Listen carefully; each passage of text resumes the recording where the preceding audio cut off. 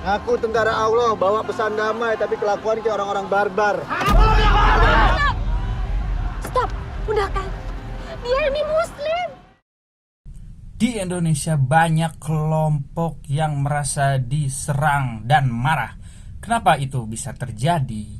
Di mana harusnya di Indonesia toleransi, persatuan dan sebagainya itu harus sangat luas seluas-luasnya, karena Indonesia terdiri dari banyak suku, banyak agama, banyak pulau dan banyak perbedaan. Namun akhirnya kebanyakannya itu adalah kelompok-kelompok yang merasa mereka diserang dan marah. Apalagi yang bersebangan sama pemerintah ya. Nah, kenapa hal-hal seperti ini bisa terjadi? Karena memang apakah di Indonesia nggak cocok dengan konsep persatuan Negara Kesatuan Republik Indonesia, atau malah di Indonesia ada suatu penyakit yang muncul karena Indonesia tidak boleh maju oleh negara-negara lain? Mari kita bahas. Gue orang Islam dan banyak sekali kelompok-kelompok dan teman-teman di sekitar gue yang merasa bahwa Islam zaman sekarang itu dizolimi. Ada kiai-kiai dipersekusi, dikriminalisasi. Orang-orang Yahudi, orang-orang Kristen, orang-orang anti agama ingin menghancurkan Islam dari dalam. Mereka itu adalah kafir-kafir yang akan masuk neraka dan sebagainya. Nah, pemahaman dan narasi-narasi seperti itu menjadi sangat populer di Indonesia akhir-akhir ini, terutama dengan adanya internet yang mempercepat penetrasi tentang penyebaran pemahaman dan informasi seperti ini. Akhirnya mereka mengklaim bahwa kelompok mereka itu yang paling benar, rahmatan lil alamin, ataupun mungkin kelompok yang menegakkan syariat Islam paling kuat, menegakkan aturan-aturan. Dan itu juga terjadi di orang Sunda, di orang Jawa, khususnya di tempat gue ya, Sunda, bahwa Sunda itu harusnya welas asih, saling menitipkan gitu, saling berbagi dengan saudara. Tapi berbeda halnya kalau di kelompok Sunda yang lainnya. Orang Sunda itu gak boleh disinggung. Jangan menghina orang Sunda, nanti digebukin gitu. Belum tahu mereka orang Sunda gimana. Wah, ada hal-hal seperti itu. Dan itu kayaknya terjadi ke suku-suku yang lainnya ya. Nah, kenapa identitas-identitas dan kelompok-kelompok ini akhirnya merasa mereka diserang gitu, merasa mereka marah, dan merasa bahwa mereka dizolimi dan dikecilkan gitu, dipersekusi, terutama ini oleh pihak negara yang lebih besar gitu, yang harusnya mencangkup banyak sekali perbedaan, mewadahi banyak sekali keberagaman di Indonesia. Nah, kalau kalian paham tentang konsep bahwa manusia itu adalah makhluk bergerombol, jadi secara sains ini mungkin terlepas dari pemahaman kalian tentang agama, dogma dan sebagainya, bahwa manusia itu adalah hewan yang berevolusi gitu. Karena apa? Karena kita bisa lihat aja di mana fenomena bergerombol ini bukan terjadi di manusia. Misalnya yang paling dekat sama kita, gorila, bedes, ataupun mungkin monyet, bahkan kayak singa, serigala pun berkelompok. Karena waktu itu mereka membutuhkan kelompok itu untuk bisa melawan kelompok lain agar bisa bertahan hidup. Kayak berebut mangsa, berburu, bekerja sama, dan bahkan mempertahankan kelompok mereka dari spesies yang sebenarnya sama mereka. Contohnya nih, manusia gua bikin kelompok, punya anak dan sebagainya. Akhirnya tuh dari kelompok itu tercipta sekitar 20-30 orang. Mereka harus bisa mempertahankan teritorial mereka, buruan mereka, gua mereka, dan sumber daya alam sekitar mereka itu dengan cara berkompetisi dengan manusia-manusia gua yang lain.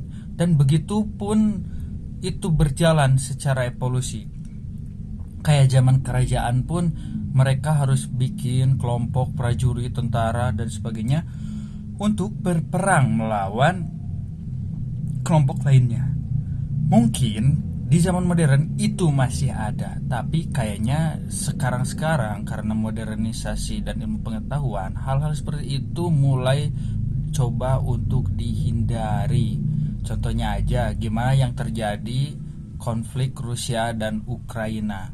Meskipun Rusia dan Ukraina berperang, tapi gak ada negara lain yang ikut campur secara langsung, karena mereka merasa kalau mereka ikut secara langsung, ya dalam artian mengirim tentara ke negara lain untuk berperang, dan itu akan memicu konflik yang lebih besar. Dan sekarang itu kebanyakan negara gak mau, jadi lebih ke support dari gerakan politik, mungkin support dari anggaran, pemberian senjata dan sebagainya. Nah, tapi kalau kita ngambil ke konteks negara-negara berkembang yang memang tingkat pendidikannya, tingkat literasinya, bahkan juga kesadaran tentang emosi mereka masih rendah, hal-hal seperti ini tuh masih banyak ditemukan gitu. Kayak saat mungkin kalian Muslim ataupun kalian Sunda, nah kelompok kalian disinggung oleh kelompok lain, nah akhirnya kalian langsung marah, padahal kalian itu hanya merasa, dan kelompok lain itu tidak ada bermaksud untuk menyerang. Nah, ini kenapa bisa terjadi? Karena setelah reformasi, kebebasan berpendapat di Indonesia itu mulai terbuka gitu. Yang sebelumnya mengutamakan kestabilitasan, di mana kalau ada perbedaan, ada kelompok identitas, itu sebisa mungkin dinetralisir ya, supaya tidak terjadi gesekan-gesekan antar kelompok, sehingga pemerintah fokus ke pembangunan ekonomi dan sebagainya, politik ya. Nah, tapi di zaman sekarang hal-hal seperti itu, kayak pemberangusan terhadap perbedaan dan pendapat, itu tidak boleh dan harus menjunjung tinggi perbedaan yang di bawah negara Indonesia gitu. Sehingga muncullah kelompok-kelompok yang Islam, yang Kristen dan sebagainya. Bahkan di dalam Islam pun ada Islam hijau, ada Islam kuning, ada Islam putih dan sebagainya. Itu saling merasa mereka ingin mendominasi, ingin kuat gitu, melebarkan sayap. Ada juga kelompok-kelompok kecil yang merasa dizolimi, dan mereka akhirnya membuat gerakan-gerakan supaya mereka bisa melawan gitu kezoliman ini dan sebagainya. Akhirnya narasi-narasi itu muncul nih, kayak ulama dipersekusi, orang Islam didiskriminasi padahal mereka mayoritas gitu. Orang-orang Papua banyak dilecehkan dan sebagainya. Isu-isu seperti ini yang bentuknya itu kelompok etnis dan suku itu semakin kuat gitu akhirnya. Ya, di samping sebenarnya masih banyak juga diskriminasi yang emang real gitu, dan bukan hanya sekedar merasa gitu. Nah, akhirnya otoritas terbesar yang bertanggung jawab atas penyatuan dan kayak pengaturan konflik, yaitu pemerintah, menjadi bulan-bulanan masyarakat. Terbuktilah di bawah Presiden Jokowi, apalagi pada saat kampanye, sekitar 40%-nya itu kan pendukung Prabowo gitu. Gue yakin, gue bisa jamin pendukung Prabowo-nya itu nggak sampai 10%. Yang kebanyakan itu justru malah pendukung yang gak suka Jokowi gitu. Akhirnya masuklah ke pendukung Prabowo, dan akhirnya Prabowo dilulukan dan sebagainya sebagai bentuk dari perlawanan pemerintah. Makanya Pak Prabowo banyak sekali narasinya itu tentang negara ini akan bubar, negara ini sakit, negara ini rusak dan sebagainya. Supaya apa? Supaya Pak Prabowo ini bisa menjangkau kelompok-kelompok yang merasa dengan apa yang dinarasikan dengan Pak Prabowo. Contohnya, Indonesia akan bubar gitu, 2000 apa gitu. Meskipun itu dari buku yang mungkin sumbernya belum kuat, kredibel dan sebagainya, tapi itu pasti ditelan oleh pendukung-pendukung Prabowo karena merasa mereka di kelompoknya itu tidak lebih baik gitu di bawah pemerintahan Pak Jokowi dan sebagainya lah. Dan bahkan mungkin karena Indonesia punya musuh bersama yaitu namanya PKI. Nah, Pak Jokowi akhirnya diasosiasikan dengan musuh dari masyarakat Indonesia yaitu PKI. Meskipun ya itu lebih syarat akan politik ya, tentang PKI dianggap musuh bersama gitu. Nah, ini menggambarkan bahwa di Indonesia sendiri bahkan ke arah presiden pun kelompok-kelompok ini ingin saling merasa bahwa kelompok mereka itu diserang, kita harus marah. Bahkan mungkin yang gak empati itu kayak kemarin pas pemilihan gubernur Ahok ya, dimana ada narasi bahwa bunuh Ahok dan sebagainya. Anjir, itu padahal ya kalau emang gak seiman dan sebagainya udah jangan dipilih, jangan sampai bunuh-bunuhan gitu, karena kayaknya nyawa itu harus di atas segalanya gitu, hubungannya kan langsung ke Tuhan kalau mungkin kalian masih memegang tentang konsep ketuhanan yang kuat gitu. Nah, hal-hal yang emang sebenarnya komunal gitu, dan akhirnya itu kan tadi dipicunya dari pemahaman bahwa kita sebagai kelompok itu yang kelompoknya itu ada di Indonesia gua harus mempertahankan gitu, berkompetisi. Nah, itu akan sangat bertolak belakang dengan globalisasi di mana manusia modern itu condong terhadap persatuan dan penyatuan gitu. Di mana terbentuknya contohnya di kawasan kita Asia Tenggara, ASEAN gitu. Kita bisa bekerja sama secara ekonomi, politik dan sebagainya. Dan mungkin secara lebih luas itu ada PBB yang emang aktif banget ya kan kemarin PBB untuk bisa membereskan konflik Ukraina Rusia gitu, yang mereka sebenarnya saudara tetangga yang konflik, meskipun ya efektivitasnya belum terlihat sampai sekarang. Dan mungkin masyarakat Indonesia masih berharap Pak Jokowi di G20 juga bisa gitu memediasi Presiden Putin dan Zelensky untuk bisa berdamai dan sebagainya. Nah, ini adalah bentuk kemodernan manusia, di mana sekarang kita hidup di zaman modern, sehingga nggak salah kalau label bahwa masyarakat Indonesia itu masyarakat sejahtera sukses saat pramodern, tapi mereka kaget dan bingung di zaman modern ini karena mungkin pemahaman primitif yang zaman dulu itu sangat efektif itu, tapi di zaman sekarang ini malah menjadi bumerang buat mereka karena berada di satu persatuan negara Indonesia yang harusnya dipersatukan. Nah, sebenarnya ini juga bisa terlihat dari kasus intoleransi. Tapi kalau kalian ada yang nyimak bahwa di Indonesia ini persatuannya itu lebih mending daripada Amerika tembak-tembakan dan sebagainya, saling bunuh-bunuhan dan sebagainya, sejarahnya lebih kelam. Ya, Amerika negara maju, pendataannya lebih jelas, medianya lebih transparan. Berbeda halnya mungkin kalau di Indonesia, mungkin gesekan-gesekan tentang suku gitu, perang antar suku, konflik antar suku itu sebenarnya masih banyak di Indonesia. Kebanyakan juga yang lebih ini tuh berita itu kemarin tuh yang naik itu di Indonesia Timur, karena mungkin orang-orang Indonesia Timur tergambarkan ya oleh media itu bahwa lebih tertinggal daripada Indonesia Tengah dan Barat. Tapi gak ada jaminan bahwa itu fakta benar, tapi itu narasi yang dimunculkan di media aja gitu.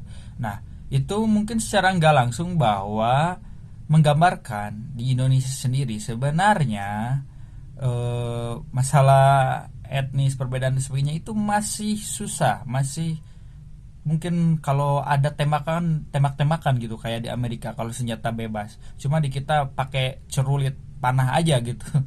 Nah, kalau masalah kayak kelompok-kelompok yang emang merasa dizolimi dan sebagainya akhirnya kan sekarang menjadi ekstrim, mereka membom gitu dan sebagainya. Nih, konteks kalau gue ambil konteksnya ke masyarakat Islam ya yang lebih luas gitu. mereka orang-orang Islam ini dan gue di sekitar dan sebagainya itu mendapatkan sebuah narasi ya, meskipun gue nggak mengamini itu, tapi narasi ini bahwa Islam ini dizolimi, Islam ini didiskreditkan dan sebagainya, pemerintah zolim, mengkriminalisasi ulama dan sebagainya. Dan itu terjadi bukan hanya di Indonesia, yang sekarang terjadi di Arab, yang Arabnya lagi dimodernisasi. Kelompok-kelompok konservatif pun merasa pemerintah menggerus keimanan mereka, mengganggu ulama-ulama, memenjarakan ustadz-ustadz dan sebagainya. Yang bahkan di dalam Islam sendiri itu pun mereka terpecah, ada Syiah, ada Sunni, ada Ahlussunnah wal Jamaah, ada Islam putih, ada Islam hijau dan sebagainya. Sehingga bukan hanya mereka mengoposisi pemerintah, mereka juga akhirnya saling tuduh-tuduhan gitu. Bahkan saling klaim gitu bahwa golongan saya paling benar. Mungkin yang paling gampang itu sentimen tentang Persis, Muhammadiyah dan NU di Indonesia. Mungkin kalau di kota NU Muhammadiyah itu udah toleran ya, tapi kalau di tempat gue itu masih banyak hal-hal yang kayak tetangga antar tetangga aja masih dipermasalahkan, kayak loh, masjid di sana ngomong Allahu Akbarnya, ada Allahu Akbarnya cuma sekali, itu kan salah. Terus nanti ada kelompok lain tuh lihat mereka tahlilan loh, muludan, gak boleh, padahal gak ada dari zaman nabinya dan sebagainya. Akhirnya saling klaim kelompok ini, saling salah-salahan dan merasa mereka paling benar ini, memperuncing hal-hal seperti itu. Apalagi di Indonesia itu kan emang mayoritas Islam, sehingga ini malah bikin Indonesia makin pecah dan sebagainya. Nah, kayaknya ini intinya adalah kemarahan dan merasa terzoliminya suatu kelompok, khususnya yang ada di Indonesia, sehingga kelompok-kelompok ini gak merasa Indonesia itu luas, berbeda, dan harus disatukan gitu di bawah NKRI. Mereka merasa Indonesia itu mungkin ada yang harus berbasiskan hukum Islam, ada yang berbasis hukum budaya, hukum agama, bahkan juga merasa bahwa Indonesia ini dipimpin kok Jawa dikuasai oleh Jawa gitu dan sebagainya. Nah, hal-hal seperti ini mungkin kayaknya kalian lebih kurangnya itu paham lah di sekitar kalian, mungkin di daerah kalian, atau mungkin relevansinya dengan budaya dan agama kalian, itu bisa kalian lihat lah fenomenanya. Karena kalian juga kalau emang bisa berpikiran jernih, mungkin kalian bisa menjadi agen-agen pemersatu Indonesia. Dan jangan sampai kalian juga merasa tersinggung dan diskreditkan oleh kelompok-kelompok lain, karena itu akan memperuncing bahwa kelompok kalian itu paling baik mungkin, atau merasa yang paling dizolimi, sehingga marah lagi, terus tersinggung lagi, merasa diserang. Nanti Pilpres gak suka Jokowi Jokowi komunis dan milih musuhnya Jokowi, jadi milih pemimpin bukan dari kredibilitasnya, tapi berdasarkan suka gak suka. Nah sih sama yang udah mantengin sampai akhir video gue, jangan lupa kasih jejak ya dalam komen, subscribe, apapun itu, biar ada traffic. Kasihan gak ada yang nonton lah, kasihan gue, YouTuber tua gagal anjir. Si semua yang udah mantengin biar gagal paham, bye bye.